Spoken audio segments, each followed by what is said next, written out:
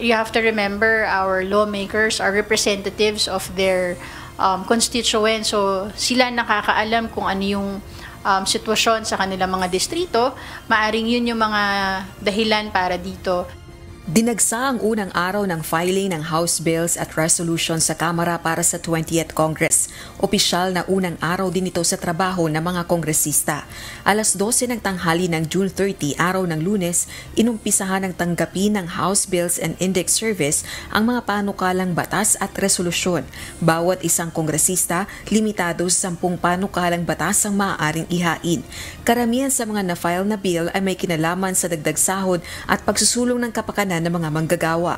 Una, yung nakabubuhay na sahod na 1,200 pesos a day. Ito yung kailangan ng isang pamilya para mabuhay ng isente. We support all measures na mag-i-increase ng sahod ng mga manggagawa. Pero primary na tinutuntungan ng manggagawa party list is to repeal first yung RA 6727 para magkaroon muna ng uniform na wage floor.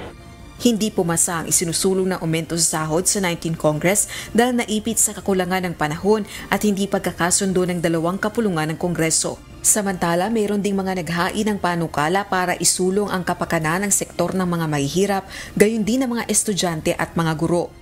Isa po dyan ay ang pag-adjust natin ng cash grants sa 4-piece program dahil mula nung ito ay naisabatas noong 2019, hindi po pareho ang halaga ng ang presyo ng ating mga bilihin, kaya nararapat lamang na baguhin po natin yung amount ng cash grant. Tayo po ay nag-file ng bill para magbigay ng allowance sa lahat ng mga estudyante. Si Leyte 1st District Representative Martin Romualdez, Speaker ng 19th Congress, inihain ang House Bills No. 1, 2, 3, 4 at 5 para sa 20th Congress. May kinalaman sa pagreporma sa National Food Authority, exemption ng overseas Filipino workers sa pagbabayad ng premium contribution sa Philippine Health Insurance Corporation, pagbuo ng Philippine Centers for Disease Prevention and Control at iba pa. Samantala, susuportahan naman ng ilang kongresista kung magkakaroon ng certification ang 20th Congress na magpapatunay na isusulong pa rin ang impeachment proceeding laban kay Vice President Sara Duterte. If necessary and if compliant with the Constitution, then yes. But I am of the opinion na napasa na po namin sa Senate and it should have been proceeded with forthwith. Kaya definitely maboto tayo ng yes if ever isa lang ito. Ayon naman kay San Juan City Representative Bel Zamora, isang House prosecutor, pinag-aaralan nila kung maglalabas pa ba ng certification o hindi na ang 20th Congress na magpapatunay na ipoperso nila ang impeachment laban kay VP Sara.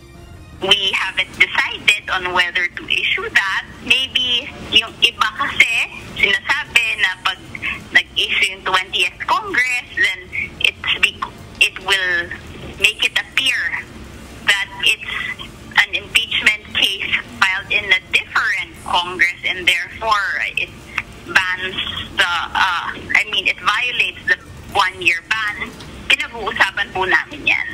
Pero panindigan ng kongresista, may compliance o wala sa second order ng Senate Impeachment Court, hindi ito hadlang para maisagawa ang impeachment trial. Rosa Licoz, UNTV News and Rescue. Diyos ang aming sandigan, serbisyo publiko ang aming pinahahalagahan.